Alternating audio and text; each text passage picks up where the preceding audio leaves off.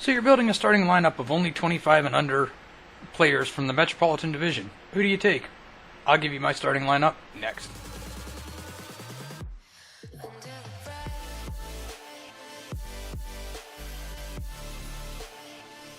Yo ho everybody, and welcome to another edition of Yinzer on Hockey. Before we begin, make sure you go down below, hit that like button, click the subscribe button, and make sure you click the little bell so you stay up to date on all the off-season happenings.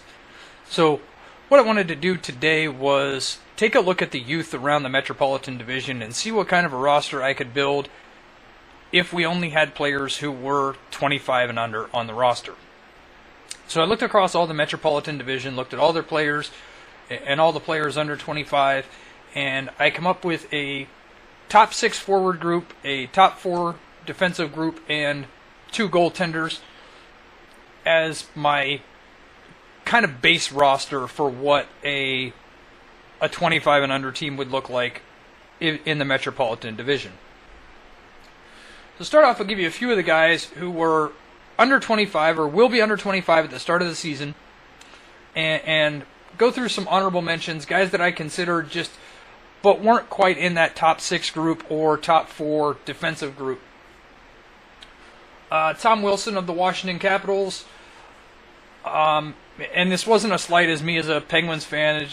Once you see the starting rosters, you'll see kind of where I had the dilemma of fitting Tom Wilson in. I do like what he brings as far as immeasurable stuff, not the stat sheet stuff, but the kind of the energy and the bench presence, locker room presence, and kind of the fear he instills on the ice. Because when he's on the ice, you kind of always have to know where he is. But, you know, in today's NHL, in a skill-driven league, he just doesn't quite crack my starting roster.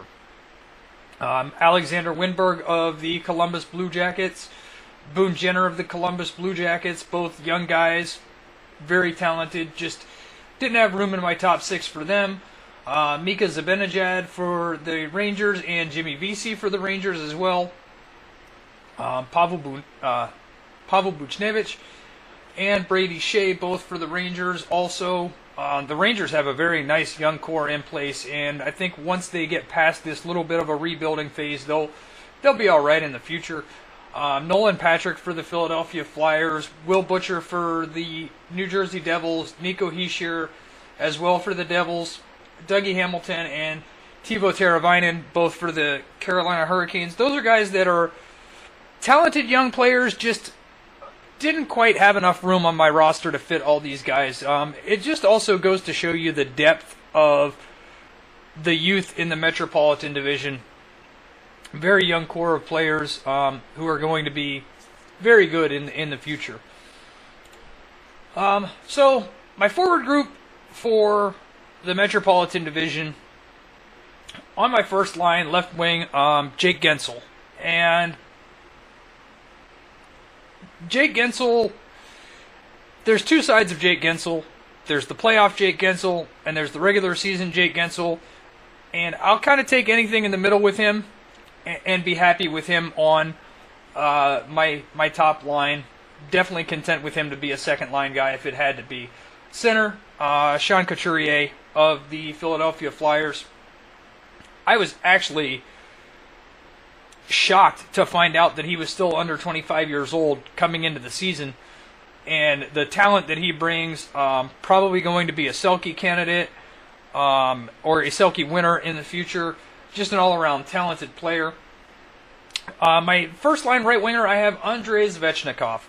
I know we don't quite know where he's going to be at in the Metropolitan or for the Carolina Hurricanes this year. But with the Jeff Skinner trade, it's most likely that he moves up into a top 6 role right away, if not a top line role very quickly. Watching highlights of his junior career and him coming up through the ranks, he is a very talented scorer and should have the potential to put up a lot of points in the NHL. I think he's going to be fantastic. And that's why I have him on my top line. Second line, left wing, I have Sebastian Aho of the Carolina Hurricanes. He kind of had a bit of a coming out party last year, and he's going to continue to grow. Again, there's the Carolina Hurricanes are going to need scoring from somewhere without Jeff Skinner and Elias Lindblom moving on to Calgary. There's going to need to be scoring from Carolina. Sebastian Aho could be a guy that picks up some of those points that they're going to be missing next year. Center for the second line is Matthew Barzal. This guy is the reason that Islanders fans can still be excited, even without John Tavares on their lineup. Matthew Barzal is an exciting player. Pair him with Anders Lee, Josh Bailey, guys like that, and you still have talented point-producing players who can still keep you competitive as you rebuild.